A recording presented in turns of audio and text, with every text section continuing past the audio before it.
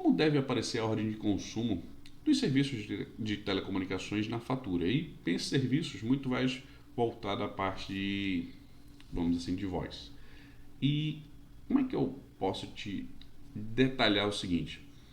Um exemplo mais fácil, tá? Que eu estava pensando nisso. Como é que eu vou explicar a pessoa a ordem de consumo de uma maneira mais simples?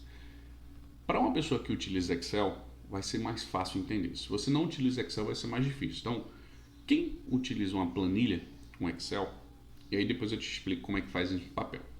Em planilha, você tem lá as colunas, você tem as linhas e os campos que você coloca. Então, a ordem de consumo é qual das colunas eu vou escolher e vou marcar. Aqui é de A para Z.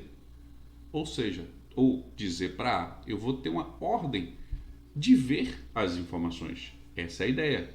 E existe uma legislação, uma regra dentro da resolução 632 da Anatel, um artigo, que diz essa ordem precisa ser de acordo com os seus acontecimentos. Ou seja, aconteceu o uso do serviço de dados, aconteceu o uso do serviço de voz, aconteceu aquele uso do serviço e ela deve ser cronológica. Aconteceu hoje?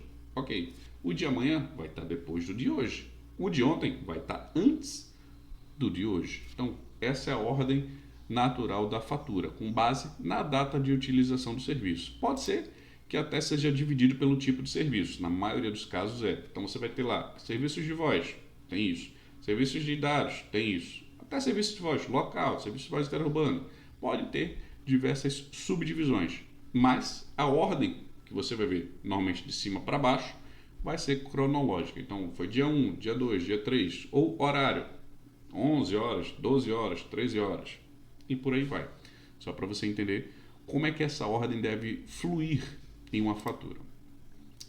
E outra coisa, essa, vamos dizer, definição dos serviços, essa ordem de consumo, deve ser de todos os serviços e facilidades. Facilidade pode ser até uma contratação do serviço, seja ele mensal, seja ele pontual. Então, esse ponto também tem que ter lá aparecendo nessa ordem. E, como eu te disse, a fatura ela pode ser detalhada ou resumida.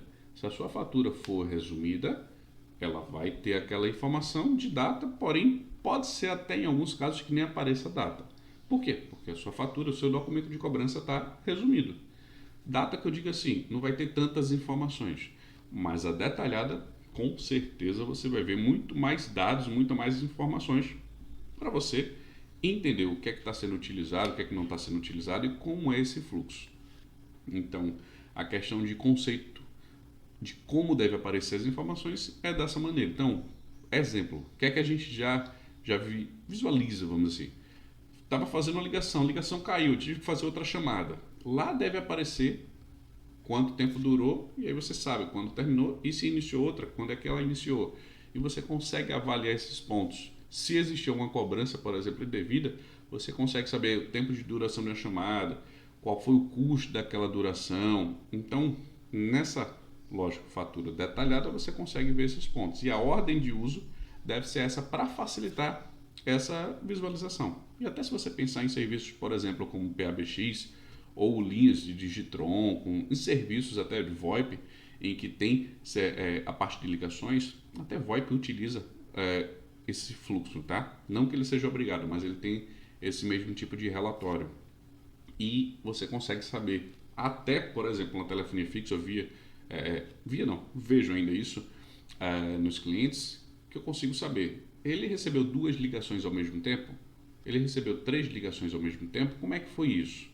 Então, isso facilita para eu entender quantidade de ligações simultâneas, quantas ele precisa, as ligações feitas eu consigo enxergar. E, lógico, né? Dependendo do serviço, dependendo do tipo de relatório, como é que você consegue ver? Existem prestadoras que a gente não consegue saber das ligações recebidas. A gente não consegue enxergar, só das feitas. Então, tem serviços e serviços que a gente tem como identificar. Mas a prestadora, hoje, ela não é obrigada a informar um relatório das ligações recebidas. O serviço de VoIP tem. Mas serviço normal de um PABX, vamos dizer assim, de um Digitron, pode ser que ele não tenha essa informação na prestadora que você tem. Mas fica ciente que essa ordem de consumo, essa forma de você visualizar o que você utiliza de serviços, tem todas essas regras e toda prestadora deve ter esse tipo de, normalmente, entrega na fatura dessa maneira. Tá bom?